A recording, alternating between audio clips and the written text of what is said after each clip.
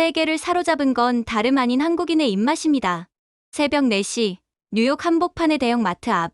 수백 명이 모여 길게 늘어선 줄은 500m를 넘어섰습니다. 경찰차까지 출동한 이 소동의 원인은 한 봉지에 $8나 하는 검은 종이 같은 김이었습니다. 매대가 열리자마자 포장된 김들은 순식간에 동이 나고 사람들은 서로를 밀치며 마지막 한 묶음을 쟁취하려 합니다. 인터뷰에서 한 여성은 카메라 앞에서 눈물을 글썽이며 말합니다. 이건 그냥 스낵이 아니에요. 한 장만 먹어도 중독돼요. 포테이토 칩은 외면받고 이제 뉴욕 사람들의 손에는 한국의 김이 들려 있었습니다. 정부가 관세를 크게 높여도 뉴욕의 김 소동은 끝이 날 기미가 보이지 않습니다. 대체 이들은 왜 한국의 김에 열광하고 있는 걸까요? 뉴욕 UN 본부 국제식량기구 영양정책관이 그 이유를 찾아 대한민국으로 날아갔습니다. 이야기로 들어가기 전에 좋아요와 구독 부탁드립니다. 안녕하세요. 저는 엘리사 로페즈입니다. 멕시코 농촌에서 자란 저는 동생 마리아가 15살에 당뇨 합병증으로 쓰러지는 걸 봤어요. 값싼 곡물만으로는 제대로 된 영양을 공급할 수 없다는 현실을 깨달았죠. 그 경험이 저를 뉴욕 UN 본부 국제식량기구 영양정책관으로 이끌었습니다. 매일 아침 7시 39층 사무실에서 세계기아 통계를 검토했어요. 곡물 생산량, 배급 현황, 영양 부족 지역 현황까지 말이죠. 제 신념은 확고했습니다. 곡물이 인류를 구원할 것이라고 믿었어요. 그런데 그날 아침이 달랐습니다. CNN 뉴스가 제 확신을 흔들기 시작했거든요. 앵커의 목소리가 사무실에 울렸어요. 뉴욕 맨해튼 트레이더 조 매장 앞에 500m 줄이 생겼습니다. 한국산 김 한 봉지를 사기 위해서 말이에요. 화면 속 장면이 믿기지 않았습니다. 새벽 4시부터 줄을 선 사람들, 경찰까지 출동한 대혼잡 상황이었어요. 김 한 봉지 가격은 $8였죠. 평소 $2던 것이 4배로 뛴 겁니다. 그럼에도 사람들은 기꺼이 지갑을 열었어요. 저는 모니터를 껐습니다. 화가 났어요. 이건 혁신이 아니라 유행일 뿐이야. 그리고 유행은 굶주린 아이를 구하지 못해. 혼잣말이 터져 나왔습니다. 곡물 한 포대면 50명을 살릴 수 있는데 사람들은 바다풀에 열광하고 있었거든요. 리포터가 인터뷰를 계속했어요. 이 검은 종이 같은 해조류가 왜 이렇게 인기인가요? 한 고객이 대답했습니다. 단백질이 소고기보다 많다고 들었어요. 비타민도 엄청나고요. 제 펜이 멈췄습니다. 단백질이 소고기보다 많다고요? 그럴 리 없었어요. 바다에서 나는 풀이 육류보다 영양가가 높다는 건 상식적으로 말이 안 됐습니다. 그날 오후 부국장 제임스가 제 사무실로 들어왔습니다. 손에는 두툼한 파일을 들고 있었어요. 엘리사, 한국 출장 준비해줘. 이 김 현상을 직접 조사해야겠어. 저는 고개를 저었습니다. 제임스, 이건 시간 낭비예요. 마케팅에 속아 넘어간 소비자들의 집단 히스테리일 뿐이죠. 하지만 제임스의 표정은 진지했어요. 전 세계 15개국에서 동시에 김 수입량이 300% 급증했어. 이게 단순한 유행일까? 파일을 펼쳐보니 놀라운 숫자들이 나열되어 있었습니다. 미국 342%, 독일 289%, 프랑스 451% 증가율이었어요. 심지어 김을 전혀 모르던 브라질에서도 78% 늘었습니다. 이 모든 나라 사람들이 동시에 미쳤다는 거야? 제가 중얼거리자 제임스가 웃었어요. 그래서 직접 가서 확인해야 한다는 거야. 김의 본고장에서 말이지. 제임스는 항공권을 제 책상에 놓았습니다. 3일 후 인천공항행이야. 완도까지 가서 생산 현장을 직접 봐줘. 사흘간 자료를 뒤졌어요. 김에 대한 기존 연구 논문, 영양성분 분석 보고서, 양식 기술 자료까지 모두 읽었습니다. 하지만 여전히 의문이었어요. 이 정도 영양가라면 왜 진작 주목받지 못했을까? 뭔가 놓치고 있는 게 분명했습니다. 비행기 안에서도 계속 생각했어요. 13시간 동안 창밖을 내다보며 자문했습니다. 정말 이 검은 해조류가 세계 식량 체계를 바꿀 수 있을까? 제 어린 시절 마리아의 모습이 자꾸 떠올랐어요. 인천공항에 도착하자마자 놀라운 광경이 펼쳐졌습니다.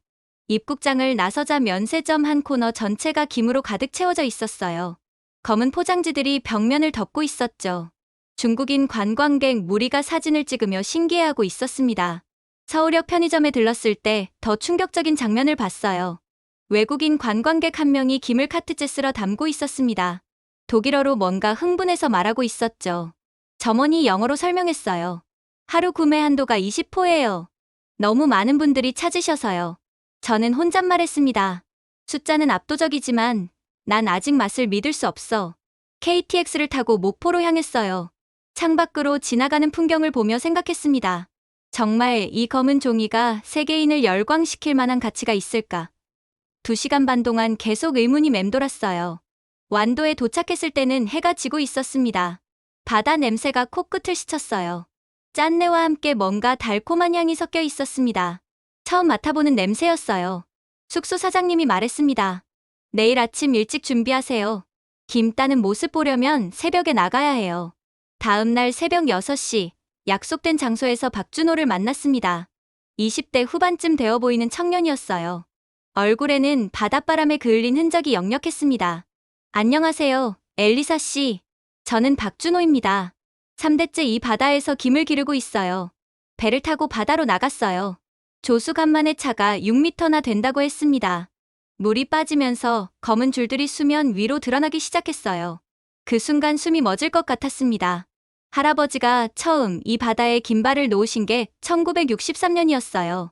박준호가 노를 젓으며 말했습니다. 그때는 지금처럼 줄이 정갈하지 않았죠. 그냥 대나무 발로 김을 말렸어요.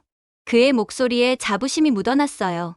할아버지 박영수 씨는 22살에 완도로 와서 맨손으로 양식업을 시작했다고 했습니다. 처음엔 군기 일수였어요. 태풍이 와서 긴발이 다 날아가면 그 해는 끝이었으니까요. 준호의 아버지 박민철 씨가 30년 전 기술을 개선했죠. 밧줄 양식법을 도입해서 수확량을 3배로 늘렸다고 했어요. 아버지가 항상 하시는 말씀이 있어요. 준호가 웃으며 말했습니다. 김은 바다와 사람이 함께 키우는 거라고요. 사람이 욕심부리면 바다가 화를 내신다고 하세요. 실제로 박 씨 가족은 3대째 같은 자리에서 김을 길렀는데 한 번도 과도하게 확장하지 않았다고 했어요. 이 자리가 특별한 이유가 있나요? 제가 물었습니다. 준호가 바다를 가리켰어요. 여기는 담수와 바닷물이 만나는 곳이에요. 염도가 딱 3.5%로 맞아떨어져요. 김이 가장 좋아하는 환경이죠. 할아버지가 이 자리를 고른 이유는 과학적 근거가 아니었어요. 그냥 물맛이 좋다는 직감이었죠. 60년이 지나서야 그 직감이 옳았다는 게 증명됐습니다. 수온, 염도, 조류의 흐름까지 모든 조건이 김 양식에 최적화된 자리였거든요. 저희 김발은 총 2km예요. 할아버지 때는 200m였는데 아버지가 조금씩 늘리셨죠. 준호가 자랑스러워했어요. 하지만 절대 무리하지 않으세요. 바다가 감당할 수 있는 만큼만 하는 게 박 씨 가문의 철칙이거든요. 해가 완전히 뜨자 장관이 펼쳐졌습니다. 2km에 걸친 긴발들이 검은 비단처럼 바다 위에서 반짝였어요. 일출빛이 김 표면에 반사되면서 마치 보석 같았습니다. 저도 모르게 감탄사가 터져나왔어요. 이제 직접 따봐야죠. 준호가 저에게 장갑을 건넸습니다. 처음이시니까 천천히 하세요. 서두르면 김이 찢어져요. 저는 조심스럽게 긴발에 매달린 김을 잡았어요. 그런데 너무 성급했나 봅니다. 찢어져 버렸죠. 아, 이런! 제가 당황하자 준호가 웃었어요. 김도 사람도 기다림을 모르면 금세 찢어지고 말아요. 천천히 해보세요. 2번째 시도에서는 조금 나았어요. 검은 김이 온전한 모습으로 떨어져 나왔습니다. 손에 닿은 김의 촉감이 신기했어요. 생각보다 질기고 탄탄했습니다. 이게 정말 바다에서 자란 거예요? 제가 물었죠. 네, 6개월 동안 이 차가운 바닷물 속에서 자란 거예요. 겨울 김이 가장 좋아요. 추위를 견뎌낸 김일수록 맛도 영양도 진해져요. 배에서 내려 준호의 집으로 향했습니다. 3대가 함께 사는 한옥이었어요. 마당에는 김을 말리는 발들이 햇볕에 널려 있었습니다. 할아버지 박영수 씨가 대문 앞에서 저희를 기다리고 계셨어요. 멀리서 오셨구만. 할아버지의 목소리는 굵직했습니다. 70대 중반이셨지만 허리가 꼿꼿했어요. 김 처음 보시는 거지?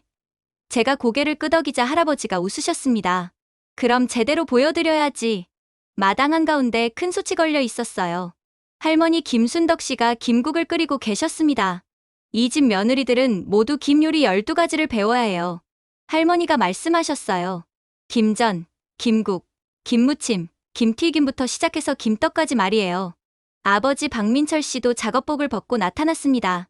오늘 저녁은 특별 만찬이에요. 저희 집 김으로 만든 요리만 드셔보세요. 그의 말에 가족들이 모두 웃었어요. 3대가 함께 모여 손님 하나를 위해 상을 차리는 모습이 감동적이었습니다.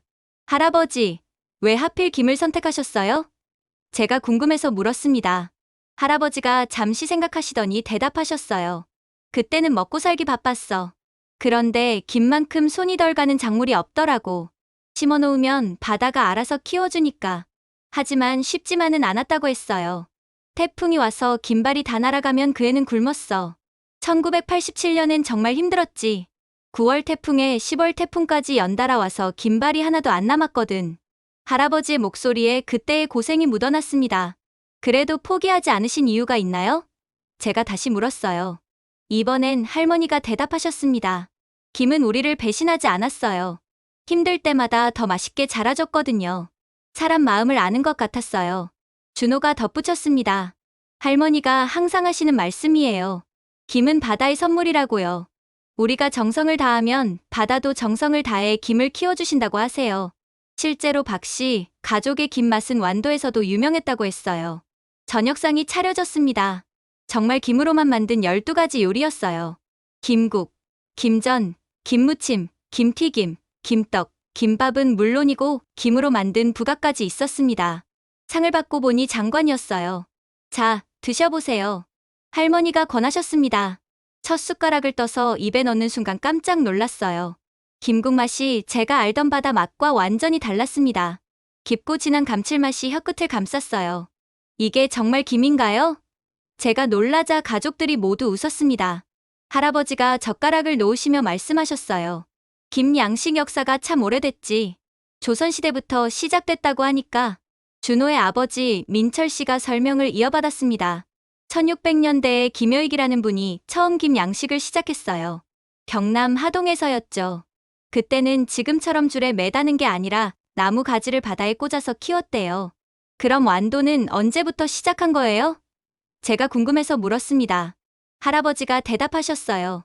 완도는 1920년대부터 본격적으로 시작됐어. 일제강점기 때 일본 사람들이 기술을 가져왔지. 하지만 우리 조상들이 훨씬 더 맛있게 키우는 법을 개발했지. 할머니가 덧붙이셨습니다. 김 양식이 정말 어려웠어요. 바다 조건을 정확히 맞춰야 하거든요. 수온이 15도 이상 올라가면 김이 다 죽어버려요. 그래서 겨울에만 기를 수 있었죠. 1960년대가 전환점이었어요. 민철 씨가 설명했어요. 그때 포자 채취 기술이 개발됐거든요. 그 전에는 자연에서 포자가 날아와서 붓기를 기다려야 했어요. 운이 좋으면 김이 자라고 운이 나쁘면 그 애는 망치는 거였죠. 준호가 스마트폰으로 옛날 사진을 보여줬어요.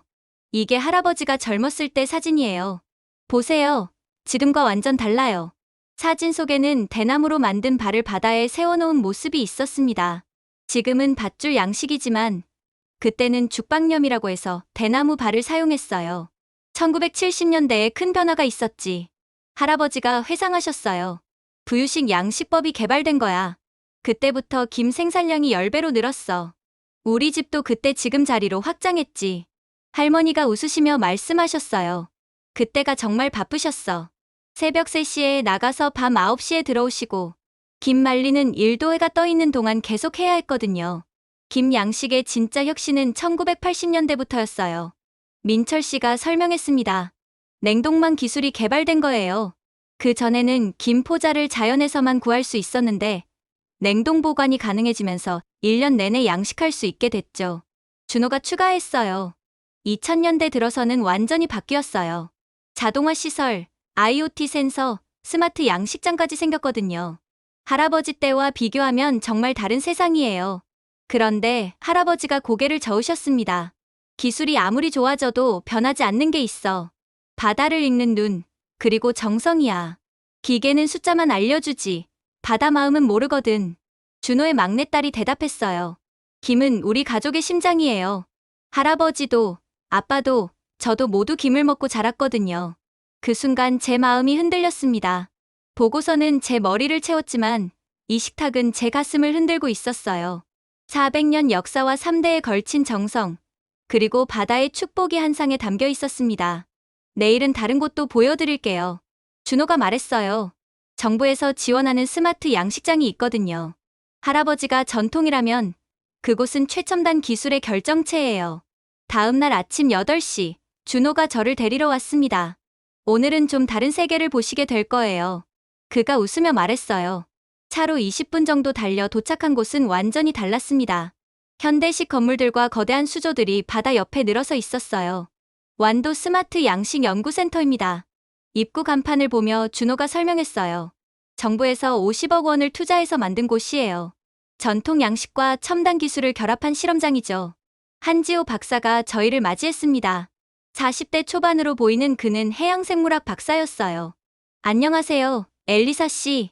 유엔에서 오셨다고 들었어요. 정말 영광입니다. 정부가 왜 이런 시설에 투자한 건가요? 제가 궁금해서 물었습니다. 한 박사가 태블릿을 꺼내며 대답했어요. 2018년이 전환점이었어요. 기후변화로 김 양식이 위기에 처했거든요. 그가 보여준 그래프가 충격적이었어요. 2017년 겨울, 이상 고온으로 김 생산량이 30% 급감했어요. 수온이 평균 2도 올라가면서 김들이 대량 폐사한 거죠. 전국 김 양식업자들이 큰 타격을 받았다고 했습니다. 그때 정부가 깨달은 거예요. 한 박사가 계속 설명했어요. 전통 방식만으로는 기후변화에 대응할 수 없다는 걸 말이죠. 그래서 2019년부터 스마트 양식 육성 정책이 시작됐어요. 또 다른 이유가 있었습니다. 수출 시장에서 경쟁력을 잃고 있었어요. 한 박사가 쓴 웃음을 지었어요.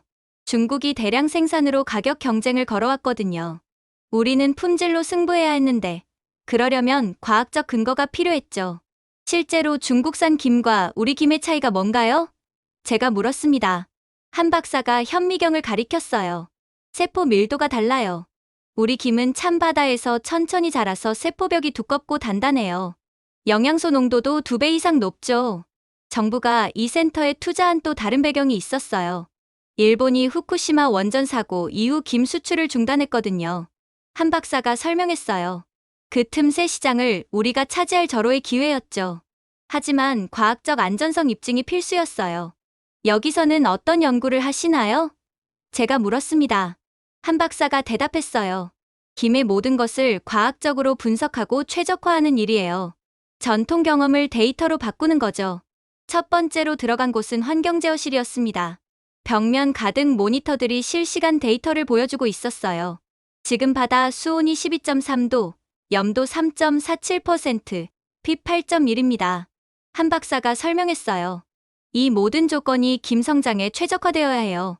2020년부터 AI 예측 시스템도 도입했어요. 한 박사가 자랑스러워했어요. 기상청 데이터와 해양 데이터를 결합해서 일주일 후 바다 환경을 예측하죠. 덕분에 김 폐사율을 70% 줄였어요. 전통 양식장과 뭐가 다른가요? 한 박사가 웃었어요. 박준호 씨 할아버지는 50년 경험으로 바다를 읽으시죠. 저희는 IoT 센서 200개로 24시간 모니터링해요. 결과는 비슷하지만 방법이 다른 거예요. 실험실로 이동했습니다. 현미경 아래 김 세포들이 보였어요. 이게 김 포자예요. 0.01mm 크기죠. 연구원이 설명했습니다.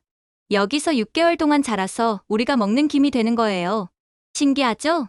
한 박사가 영양성분 분석표를 보여줬습니다. 김 100g당 단백질 42g이에요. 소고기가 26g인 걸 생각하면 엄청난 수치죠. 제 눈이 커졌어요. 정말요? 그럼 제가 지금까지 알던 상식이 틀렸다는 건가요? 그뿐만 아니에요. 한 박사가 계속 설명했어요. 비타민 B12가 권장 섭취량의 220%예요. 철분은 시금치의 8배, 칼슘은 우유의 14배입니다. 게다가 필수 아미노산 9가지가 모두 들어있어요. 머리가 핑 돌았습니다. 제가 20년간 곡물만 고집했던 이유가 무너지고 있었어요. 그럼 왜 진작 이런 연구 결과가 알려지지 않았나요? 김희서구 과학계에 본격 소개된 게 2010년대예요. 한 박사가 대답했어요. 그전에는 바다 야채 정도로만 취급됐죠. 하지만 최근 연구에서 김의 진짜 가치가 밝혀지기 시작했어요. 다음 실험실에서는 김을 가공하는 과정을 봤습니다. 여기서 중요한 건 온도예요. 연구원이 말했어요. 180도에서 2초간만 구우면 김의 향과 영양소가 최대로 보존돼요. 1도라도 높으면 타버리고 낮으면 비린내가 나죠. 실제로 각 구워낸 김 한 장을 맛봤습니다. 입에 넣는 순간 고소한 향이 퍼지며 바삭한 식감이 느껴졌어요. 어제 준호네 집에서 먹었던 것과는 또 다른 맛이었습니다. 이게 0.1mm 두께라는 게 믿어지나요? 연구원이 웃었어요. 참, 일본 김과 비교 분석도 해봤어요. 한 박사가 냉장고에서 샘플들을 꺼냈습니다. 이게 일본 도쿄만산 김이고, 이게 우리 완도산이에요. 겉보기엔 비슷하죠?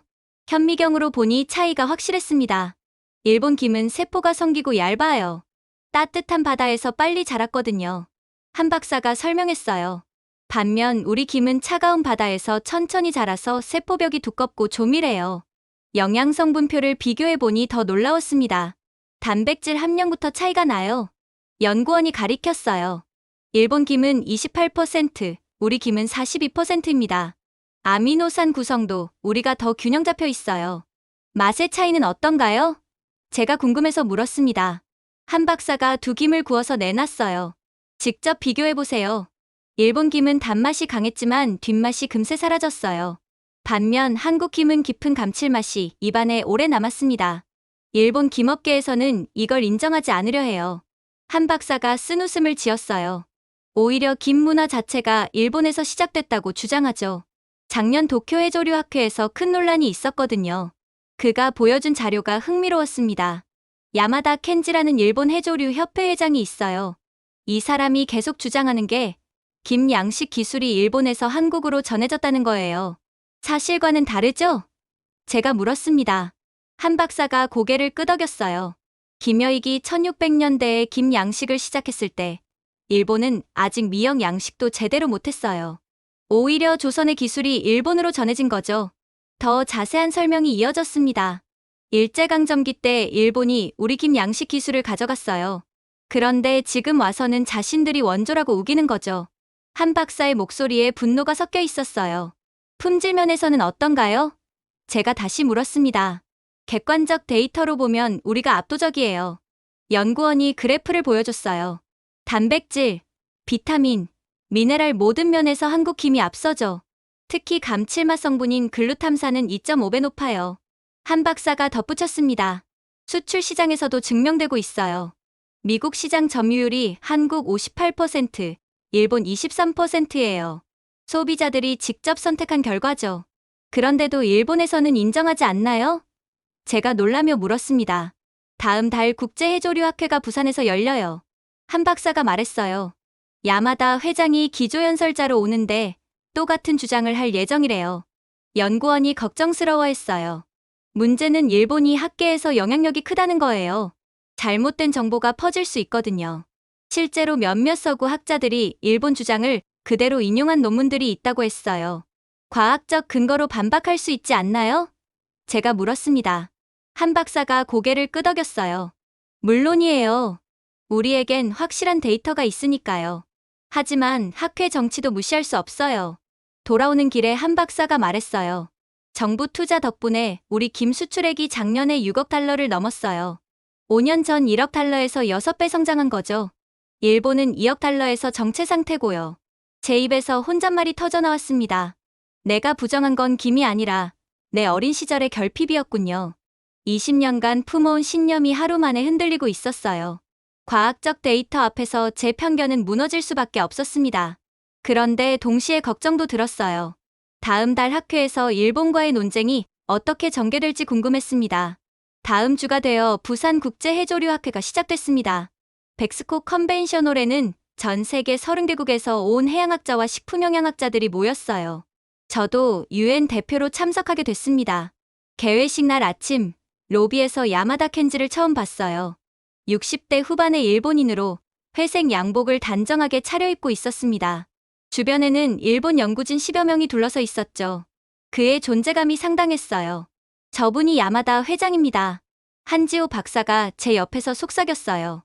일본 해조류 협회를 30년간 이끌어온 인물이에요. 학계에서 영향력이 막강하죠. 기조연설이 시작됐습니다. 야마다 켄지가 연단에 올라서자 홀이 조용해졌어요. 해조류 양식의 역사를 이야기하겠습니다. 그의 목소리는 차분했지만 확신에 찼습니다. 1600년대 일본 에도 시대, 도쿄만에서 최초의 김 양식이 시작되었습니다. 야마다의 첫 마디가 저를 놀라게 했어요. 완전히 다른 이야기를 하고 있었거든요. 당시 어부들이 바다에 나뭇가지를 꽂아 김을 기르기 시작했죠. 슬라이드에는 일본 고문서들이 나타났습니다. 이것이 1640년 작성된 김 양식 기록입니다. 세계에서 가장 오래된 해조류 양식 문헌이에요. 홀 안에 서구 학자들이 고개를 끄덕이고 있었어요. 저는 속으로 화가 났습니다. 김여익의 이야기는 언급도 없었어요. 한국의 1600년대 기록들은 완전히 무시되고 있었습니다. 한지호 박사의 얼굴도 굳어 있었어요. 현재 김 문화의 확산도 일본이 주도하고 있습니다. 야마다가 계속했어요. 일본 요리의 세계화와 함께 김도 글로벌 푸드가 된 거죠. 스시 문화가 없었다면 오늘의 김 열풍도 없었을 겁니다. 질의응답 시간이 됐습니다. 저는 손을 들었어요. 엘리사 로페즈, UN 국제식량기구입니다. 제 소개에 홀이 조용해졌습니다. 야마다 회장님께 질문하고 싶어요. 한국에서 조사한 바로는 김여익이 1600년대에 김 양식을 시작했다고 되어 있습니다. 이에 대해서는 어떻게 생각하시나요? 제 질문에 야마다의 표정이 바뀌었어요. 그런 기록들은 신빙성이 떨어집니다. 야마다가 단호하게 대답했어요. 일본의 문헌은 정확한 연도와 장소가 기록된 반면 한국의 기록은 구전에 의존한 부분이 많죠. 호란이 웅성거렸습니다. 저는 더 구체적으로 물었어요. 그럼 현재 김의 품질은 어떻게 평가하시나요? 과학적 데이터로 말이에요. 품질이라는 것은 주관적입니다. 야마다가 웃으며 답했어요. 일본 김의 단맛과 부드러운 식감은 세계적으로 인정받고 있어요. 한국 김은 너무 거칠고 짠맛이 강하죠. 저는 참을 수가 없었습니다. 그렇다면 블라인드 테스트를 해보시겠어요? 제 제안에 홀이 술렁였어요. 과학적 근거 없이 주관적 평가만으로는 설득력이 부족하지 않나요? 야마다의 눈이 번뜩였습니다. 흥미로운 제안이군요. 하지만 김의 진가는 단순한 맛 비교로 판단할 수 없어요. 문화적 맥락과 역사적 배경을 함께 고려해야 하죠. 그럼 문화는 제외하고 순수하게 영양 성분과 맛만으로 비교해보죠. 저는 물러서지 않았어요. 200명의 참가자들이 직접 평가하면 어떨까요? 홀 안의 분위기가 긴장됐습니다. 다른 학자들이 흥미롭게 지켜보고 있었어요. 야마다는 잠시 망설이더니 대답했습니다. 좋습니다. 하지만 제대로 된 일본 김을 준비해야겠군요. 물론이죠. 제가 미소 지으며 답했어요. 한지호 박사님이 양쪽 샘플을 준비해 주실 거예요. 완전히 동일한 조건에서 말이죠. 그날 저녁 한지호 박사가 제게 말했어요. 내일이 중요해요. 이 결과가 앞으로 김 산업의 방향을 좌우할 수 있거든요. 저는 확신했습니다. 완도에서 봤던 김의 진짜 가치를 세상에 보여줄 때가 왔다고 말이에요. 밤늦게 준비 작업이 계속됐습니다. 한국 김과 일본 김을 똑같은 크기로 자르고 같은 온도에서 구웠어요. 포장도 동일하게 해서 구별이 불가능하게 만들었습니다. 내일의 결과가 궁금했어요.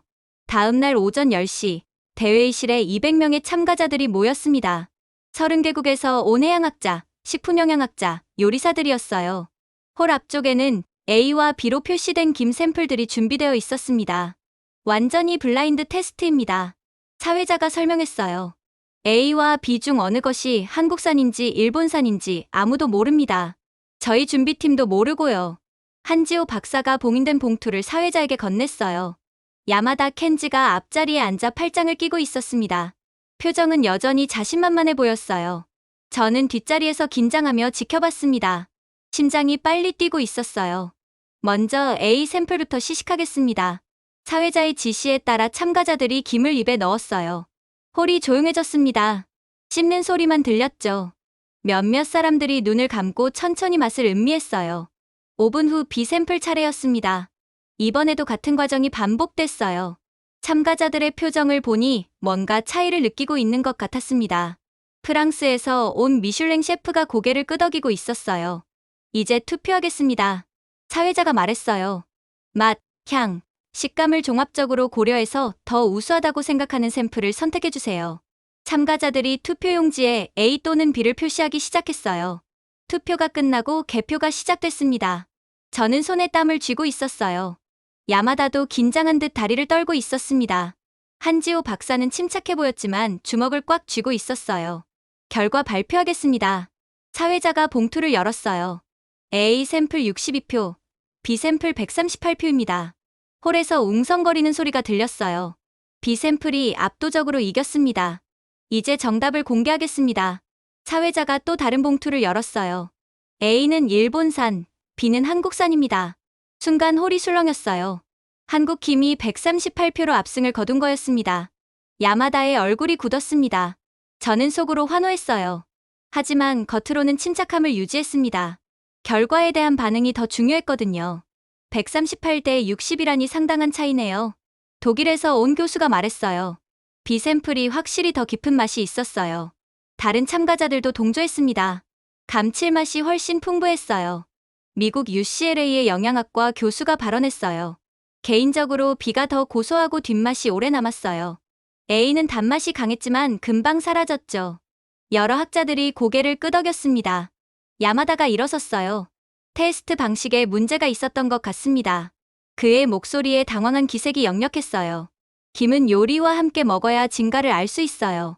이렇게 단순 비교하는 건 적절하지 않아요. 저는 차분하게 대답했습니다.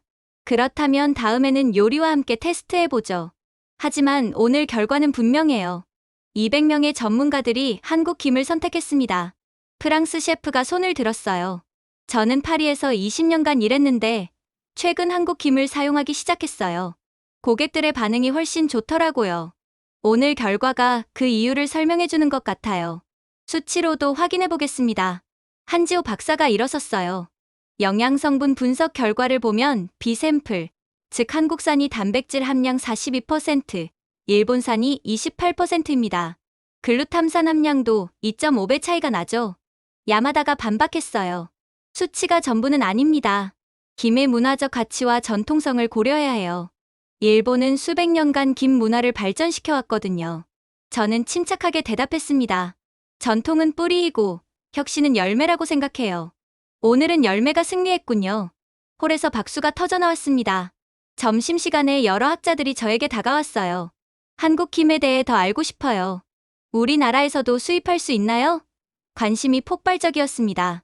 야마다는 일본 연구진들과 함께 조용히 자리를 떴어요. 떠나면서 저에게 말했습니다. 이번 한 번의 결과가 모든 걸 결정하지는 않아요. 김의 진짜 가치는 시장에서 증명될 겁니다. 저는 미소 지으며 답했어요. 그 말씀에 동의해요. 시장에서 만나죠. 실제로 한국 김의 글로벌 시장 점유율이 58%였으니까요. 이미 시장에서 증명된 셈이었습니다. 그날 오후 발표에서 저는 확신에 찬 목소리로 말했어요. 오늘 우리는 과학이 편견을 이긴다는 걸 봤어요. 200명의 전문가가 내린 객관적 판단입니다. 이제 김을 새로운 시각으로 봐야 할 때예요. 학회가 끝나고 일주일 후 저는 파리에 있었습니다. 미슐랭 3스타 레스토랑 르 베르나디느 셰프 장 피에르가 저를 초대했거든요. 학회에서 만난 인연이었어요. 한국 김을 정식 메뉴에 올리고 싶습니다. 장 피에르가 말했어요. 부산 테스트 후 직접 주문해서 써봤는데 놀라웠어요. 고객들이 이전에 경험하지 못한 깊은 맛이라고 하더라고요. 주방에서 그가 보여준 요리가 인상적이었습니다. 랍스터 위에 한국 김을 곱게 부숴뿌린 요리였어요. 김을 검은 코리아라는 뜻으로 부르기로 했어요. 그 이름이 마음에 들었습니다. 다른 레스토랑들도 관심을 보이고 있어요. 장 피에르가 계속 설명했어요. 런던의 스케치, 뉴욕의 11 메디슨 파크에서도 문의가 왔거든요. 김이 고급 요리의 새로운 트렌드가 될 것 같아요. 실제로 맛을 보니 놀라웠어요. 랍스터의 달콤함과 김의 감칠맛이 완벽하게 어우러졌습니다. 씹을 때마다 바다의 향이 입안에 퍼졌어요. 세계의 주방에서 검은 보석이 노래하기 시작했군요. 저도 모르게 감탄사가 나왔습니다. 다음날 파리 르 코르동 블루 요리학교를 방문했어요. 교장 마리 듀부아가 저를 맞이했습니다. 한국 김을 정식 커리큘럼에 포함시키려고 해요. 학생들이 새로운 식재료에 대해 배워야 하거든요. 요리학교 실습실에서는 흥미로운 광경이 펼쳐졌어요. 프랑스 학생들이 김밥을 만들고 있었습니다. 서툴렀지만 진지했어요. 처음엔 어려웠는데 이제 재미있어요. 한 학생이 웃으며 말했어요. 김의 활용법이 무궁무진해요. 교수가 설명했어요. 수프에 넣으면 깊은 맛이 나고 샐러드에 뿌리면 고소함을 더해줘요. 심지어 디저트에도 응용할 수 있거든요. 실제로 김을 넣은 초콜릿을 맛봤는데 독특했어요. 단맛 뒤에 은은한 바다 향이 따라왔습니다. 이런 조합을 누가 생각했을까요? 제가 놀라자 교수가 웃었어요. 학생 아이디어예요. 젊은 세대가 더 창의적이죠. 파리에서 런던으로 이동했습니다. 헤럴즈 백화점식 한국 김 코너가 생겼다고 했어요. 실제로 가보니 한 층 전체가 아시아 식품으로 꾸며져 있었는데 김이 가장 눈에 띄는 자리에 있었습니다. 매일 200팩씩 팔려나가요. 매니저가 자랑스러워했어요. 영국 고객들이 김의 영양가에 놀라는 거예요. 특히 비건 고객들이 단백질 공급원으로 많이 찾으시죠. 스코틀랜드에서 온 고객을 만났어요. 의사가 철분 부족이라고 해서 김을 추천받았어요. 그녀가 말했어요. 시금치보다 8배나 많다고 하더라고요. 맛도 좋고 건강에도 좋으니 일석이조죠. 뉴욕으로 돌아와서는 더 놀라운 소식을 들었습니다. 트레이더 조에서 김 매출이 전년 대비 1200% 증가했다는 거였어요. 홀푸즈, 코스트코 같은 대형마트들도 한국 김 코너를 확장하고 있었습니다. 김이 아보카도를 제치고 건강식품 1위에 올랐어요. 제임스 부국장이 보고서를 보여줬어요. 미국 영양사들이 슈퍼푸드로 인정하기 시작했거든요. CNN에서도 특집 프로그램을 제작했어요. 김혁명 바다에서 온 슈퍼푸드라는 제목이었습니다. 완도 양식장, 스마트 센터, 부산 학회까지 모든 과정을 담았어요. 시청률이 예상을 뛰어넘었다고 했습니다. 하버드 의대에서도 김에 대한 연구를 시작했어요. 김의 항산화 성분이 노화 방지에 효과적이라는 예비 결과가 나왔어요. 연구 책임자가 말했어요. 내년에 정식 논문을 발표할 예정입니다. 실리콘밸리의 스타트업들도 김에 주목하기 시작했어요. 김 단백질로 만든 대체육, 김 추출물 화장품, 김 파우더 건강보조 식품까지 개발되고 있었습니다. UN 본부에서 회의를 하며 저는 생각했어요. 몇 달 전만 해도 김을 바다풀 유행이라고 무시했던 제가 이제는 김의 전도사가 되어 있었습니다. 세상이 얼마나 빨리 변하는지 실감했어요. 제 책상 위에는 완도에서 보낸 김 한 상자가 놓여 있었어요. 박준호가 뉴욕에서도 고향 맛을 잊지 마세요라며 보내준 것이었습니다. 김 한 장을 입에 넣으며 저는 미소 지었어요. 정말 놀라운 여정이었습니다. 6개월이 지난 후 저는 다시 완도에 있었습니다. 이번에는 혼자가 아니었어요. UN 산하 15개국 식량정책 담당자들과 함께 왔습니다. 바다 식량 협력 프로젝트 출범식을 위해서였죠. 완도군청 대회의실에는 각국 대표들이 모여 있었습니다. 브라질, 칠레, 노르웨이, 필리핀까지 다양한 나라에서 온 사람들이었어요. 모두 자국에서 김 양식을 시작하려는 계획을 가지고 있었습니다. 한국의 기술을 배워가고 싶습니다. 칠레 농수산부 장관이 말했어요. 우리나라 해안선도 김 양식에 적합하다고 들었거든요. 실제로 칠레는 차가운 바다와 깨끗한 환경을 가지고 있어서 김 양식에 최적이었습니다. 박준호가 이제는 완도군 김산업 홍보대사가 되어 있었어요. 6개월 전만 해도 외국인 방문객이 연간 100명 정도였는데 지금은 월 평균 500명이 와요. 그가 자랑스러워했습니다. 할아버지 박영수 씨도 달라져 있었어요. 이제는 손잡벌 되는 외국 청년들이 김뜨기를 배우러 와요. 웃으시며 말씀하셨어요. 60년 해온 일이 이렇게 주목받을 줄 몰랐지. 실제로 양식장에는 브라질 청년 2명과 노르웨이 학생 3명이 와서 실습하고 있었어요. 김이 이렇게 힘들게 자라는 줄 몰랐어요. 브라질 청년이 서툰 한국말로 말했습니다. 바다가 진짜 선생님이네요. 한지호 박사의 연구센터도 확장됐습니다. 지금 전 세계 12개국과 기술 협력을 하고 있어요. 그가 설명했어요. 각 나라 바다 환경에 맞는 김 품종을 개발하고 있거든요. 새로운 실험실에서는 흥미로운 연구가 진행되고 있었어요. 김의 유전자를 분석해서 더 영양가 높은 품종을 만들고 있어요. 연구원이 말했어요. 단백질 함량을 50%까지 높일 수 있을 것 같아요. 출범식에서 저는 연설을 했습니다. 김은 바다가 인류에게 보내는 편지입니다. 제가 말하자 박수가 터져 나왔어요. 이 검은 종이 한 장에는 지속 가능한 미래의 답이 들어있어요. 필리핀 대표가 질문했어요. 우리나라는 따뜻한 바다인데 김 양식이 가능할까요? 한지호 박사가 대답했습니다. 열대지역 전용 품종을 개발 중이에요. 내년부터 시범 양식을 시작할 수 있을 거예요. 점심시간에는 완도 주민들이 준비한 김 요리 잔치가 열렸어요. 김밥, 김국, 김전부터 김 아이스크림까지 30가지 요리가 나왔습니다. 각국 대표들이 신기해하며 사진을 찍었어요. 이렇게 다양한 요리가 가능한 줄 몰랐어요. 노르웨이 대표가 감탄했습니다. 우리나라 연어와 함께 먹으면 어떨까요? 창의적인 아이디어들이 계속 나왔어요. 오후에는 아이들과 함께하는 김뜨기 체험이 있었습니다. 완도 초등학교 학생 50명과 각국 대표단이 함께 바다로 나갔어요. 아이들이 선생님이 되어 외국 어른들을 가르치는 모습이 재미있었습니다. 천천히 해요, 아저씨. 초등학생 하나가 브라질 장관에게 말했어요. 김이 찢어져요. 모든 사람이 웃음을 터뜨렸습니다. 언어는 달라도 웃음은 같았어요. 해가 질 무렵 바다 위에서 장관이 펼쳐졌습니다. 2km 긴 발들이 석양에 반짝이며 검은 비단처럼 물결쳤어요. 정말 아름답네요. 칠레 대표가 감탄했습니다. 김이 예술작품 같아요. 저녁 만찬에서 각국이 협력 계획을 발표했어요. 브라질은 내년부터 200헥타르 시범 양식을 시작하고 칠레는 한국 기술진을 초청하기로 했습니다. 노르웨이는 김 가공 기술 개발에 참여하겠다고 했어요. 5년 후에는 김이 전 세계 어디서나 생산되는 글로벌 식품이 될 거예요. 제가 말했습니다. 기아 문제 해결에 큰 도움이 될 것이라고 확신해요. 마지막 날 아침, 박준호 가족과 함께 새벽 바다를 봤어요. 물 한 개가 피어오르는 가운데 긴발들이 신비롭게 보였습니다. 한 장은 약하지만 함께 모이면 바다도 인류도 지킬 수 있습니다. 저는 마음속으로 다짐했어요. 공항으로 가는 길에 박준호가 말했어요. 엘리사 씨 덕분에 우리 김이 세계로 나갈 수 있었어요. 할아버지가 정말 고마워하세요. 저는 고개를 저었습니다. 저야말로 여러분 덕분에 새로운 세상을 보게 됐어요. 비행기 창문으로 완도가 멀어져 갔어요. 저는 가방에서 김 한 장을 꺼내 입에 넣었습니다.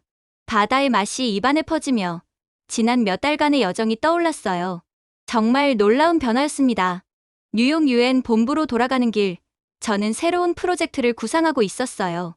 김이 시작이었을 뿐, 바다에는 인류의 미래를 바꿀 더 많은 보물들이 숨어 있을 테니까요. 지금까지 한국의 전통 김이 어떻게 전 세계를 매혹시켰는지 그 대단한 여정을 함께 하셨습니다. 작은 어촌에서 대대로 내려오던 전통 김이 미슐랭 레스토랑의 고급 식재료가 되기까지 그 안에는 어려움을 결코 포기하지 않는 한국인의 정신과 끝없는 혁신이 있었습니다. 무엇보다 자연을 사랑하는 마음과 전통을 지키면서도 변화를 수용하는 열린 마음이 있었죠. 여러분도 오늘 김 한 장에 담긴 한국인의 자긍심을 떠올려 보시면 어떨까요? 이 놀라운 이야기가 마음에 드셨다면 좋아요와 구독 부탁드립니다. 그리고 한국의 자랑스러운 김 이야기를 더 많은 분들과 공유해 주세요. 다음에도 더욱 감동적인 이야기로 찾아뵙겠습니다. 감사합니다.